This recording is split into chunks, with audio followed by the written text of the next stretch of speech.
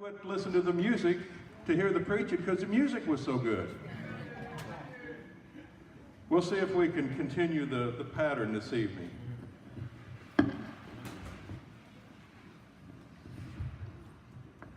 How's everybody doing today? Didn't we have a good meal?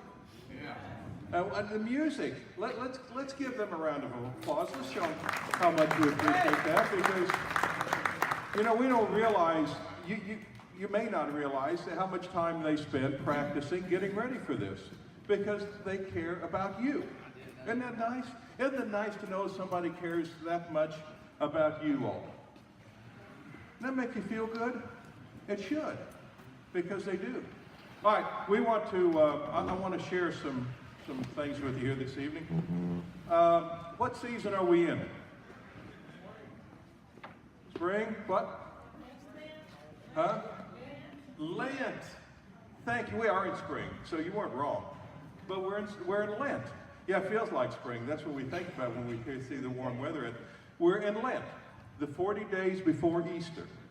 It is a time of preparation, a time of self-reflection, a time of self-denial, a time when we prepare ourselves spiritually for the miracle that leads up to Easter Sunday.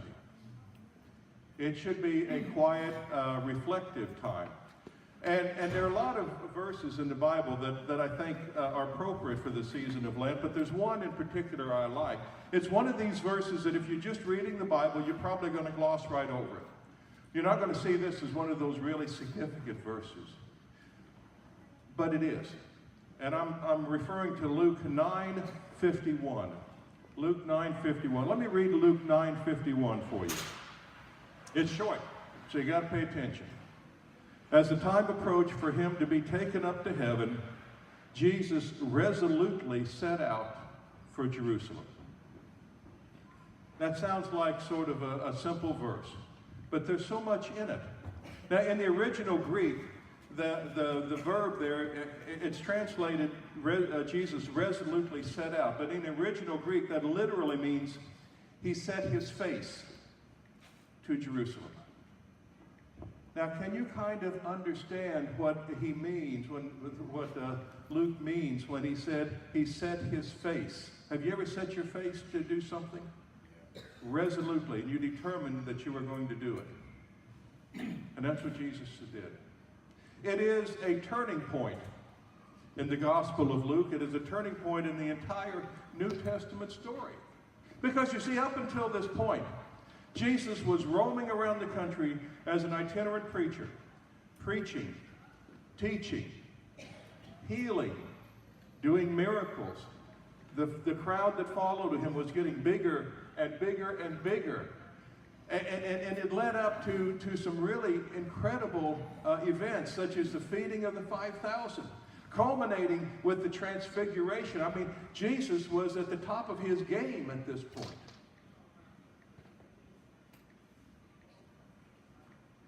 And at that moment, he turned, and figuratively speaking,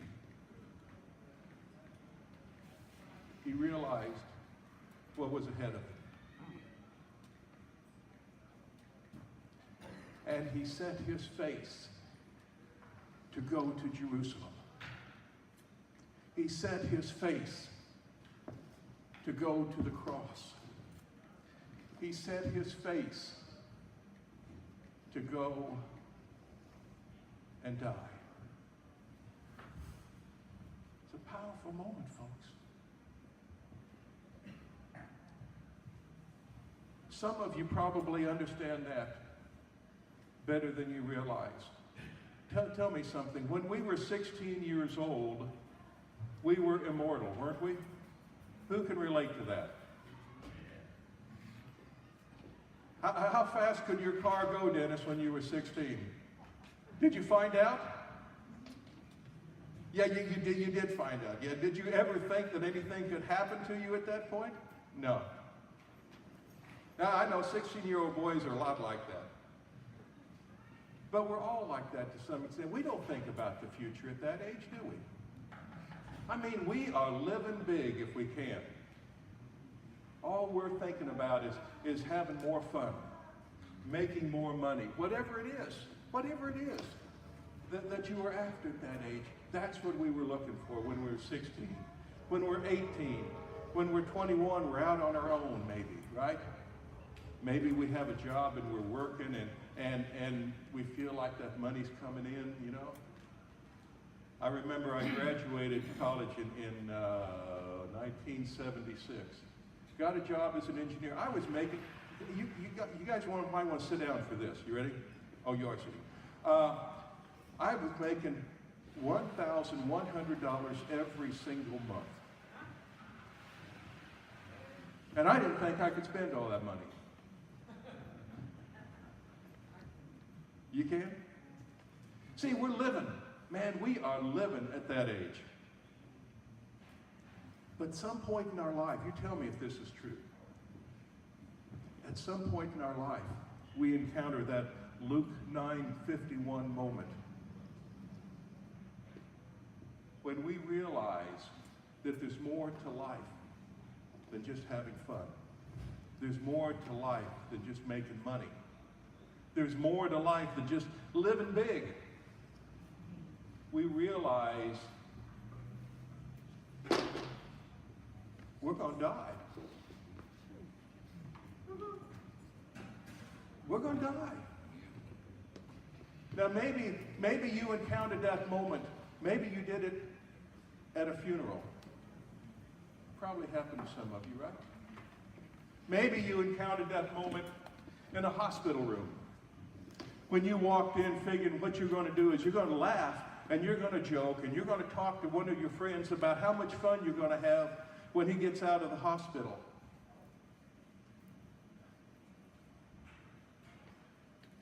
And you walk out of that hospital room a changed person.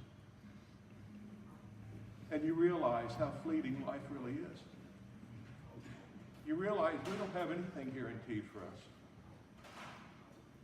And we begin to realize that we need to look forward to the rest of our life a little bit differently than we did before.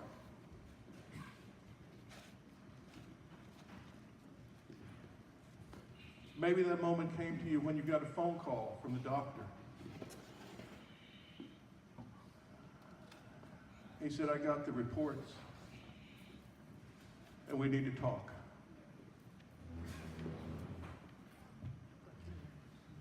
Maybe you encountered that moment at a time of failure, personal failure, or personal discouragement, great discouragement, when you thought everything you had worked for had gone down the drain.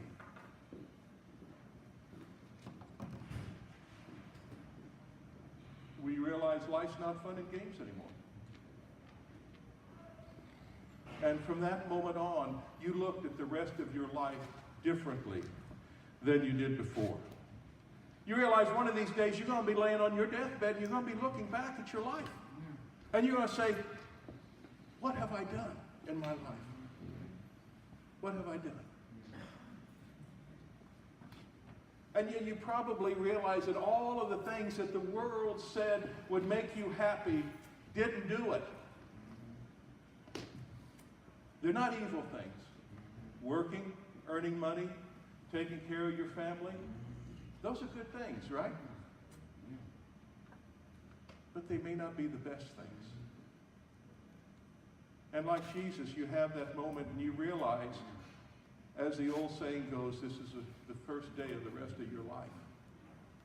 And your life has just changed in a moment. Before that moment, you were striving to live well.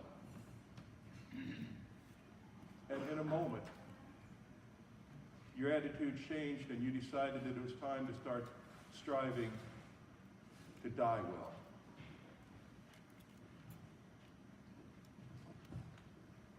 It's not a matter of age. Some people have that moment very early in their life. Some people never encounter that moment. They never face that moment in their life when they realize there's something they need to do in order to die well.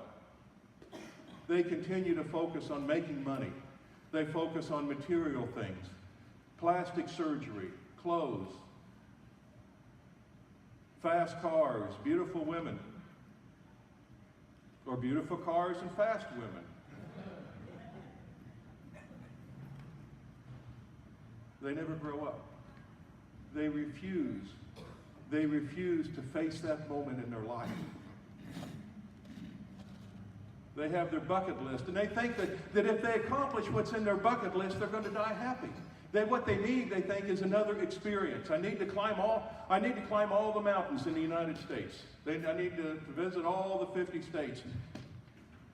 Yeah, it still doesn't mean anything. What we're looking for at that moment, what happens at that moment is we begin to realize that we've got to have meaning in our life, purpose in our life. If we don't have a reason to die, we don't have a reason to live.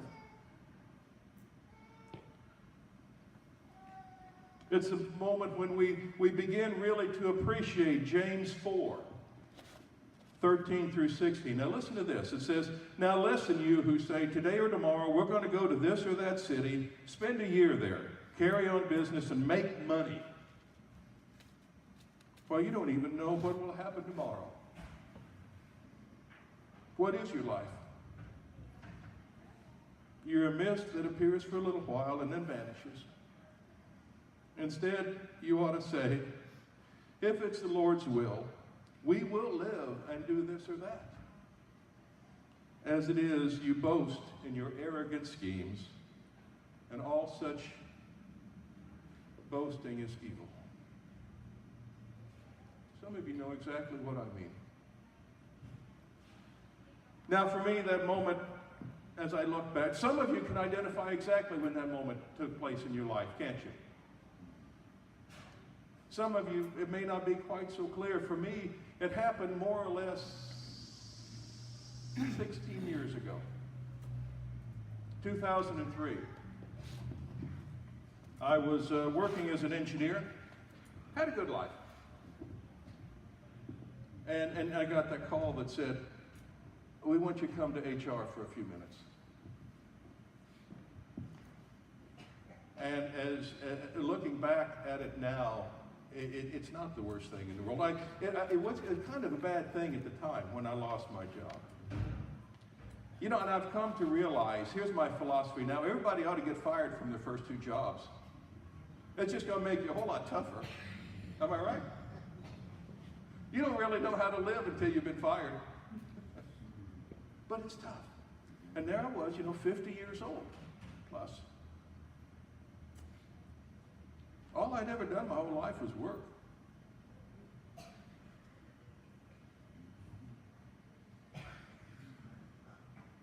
And I realized nobody really wanted a 50-year-old engineer.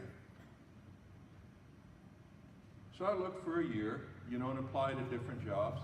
And I don't want to overly dramatize this. I don't want anybody to feel sorry for me, because we were blessed financially with a decent severance package. So I don't want anybody to feel sorry for me. That's not the point. But it makes a difference, doesn't it? So I would look for a year, and you know how in college some people might line their walls with rejection letters? I never got a rejection letter. They didn't even care enough to send me a rejection letter. See, that was the moment. And I realized, what am I going to do with the rest of my life? Now, what I'd done wasn't bad. Raising a family is good, isn't it? Making a good living is good. There's nothing wrong with that. We're not talking about evil. We're not talking about bad things. But we're talking about, I'm going to die one of these days, Francis. And when I'm laying there, I'm going to look back and say, what did I do with my life? And so that was a day not at that point, but a year after that, I was on a mission trip. And that's when, in effect, I set my face to go to Jerusalem. And I entered the ministry. And see, this is obviously a second career. So, I'm in here for the long haul. I'm in here for good. I don't know what's going to happen. I'm not going to make bishop.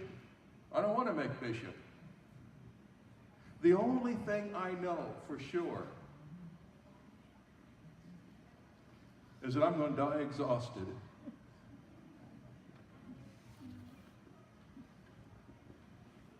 because I'm not going to quit. Amen, brother. I'm not going to quit. You see, I set my face to my destiny, to my purpose. And I've been doing this, I've been a mediocre preacher for over 10 years now. And it's all good. But none of it really gave me the sense of fulfillment until I got this job a little over a year and a half ago, appointed to Opportunity House. And now, look at it. I'm up here talking to you folks.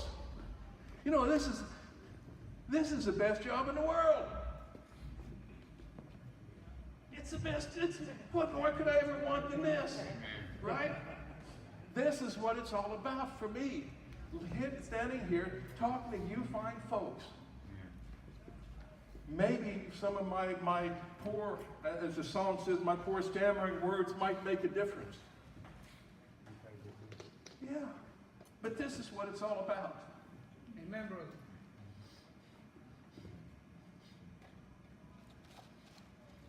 And on that day, when I'm laying on my deathbed, I am not going to look back and say, what was my life worth?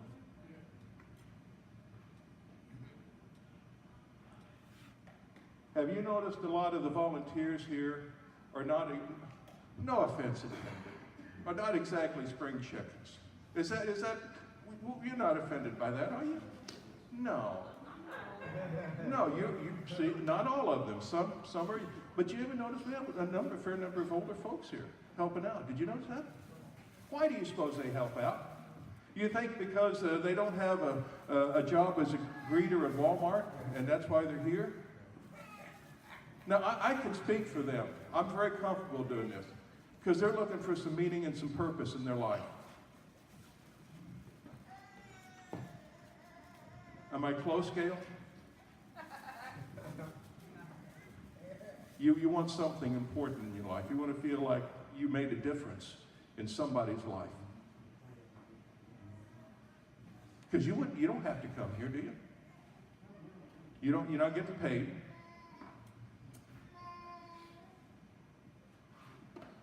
But it means something, doesn't it? Pardon? You're a spring chicken? Okay, we'll go with that. That might not have been the smartest thing I ever said in my life. Yeah, that's right. I'm going to own that one.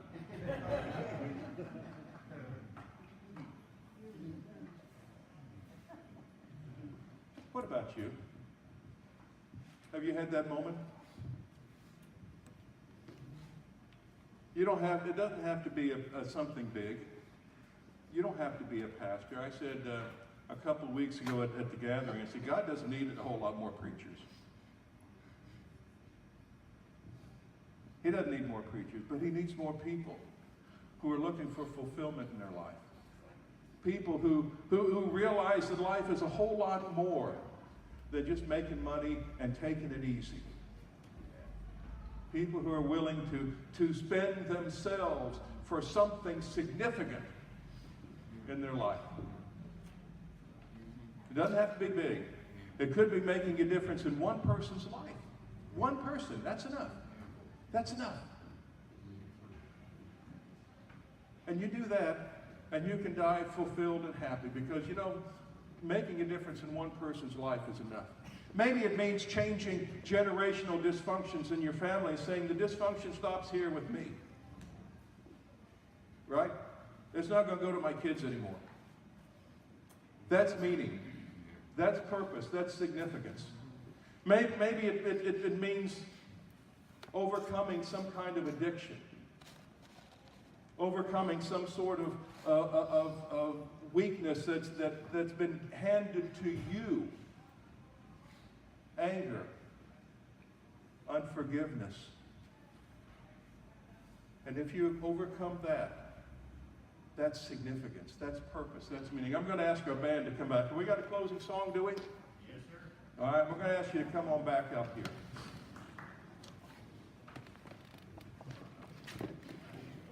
Folks, this is a season of Lent.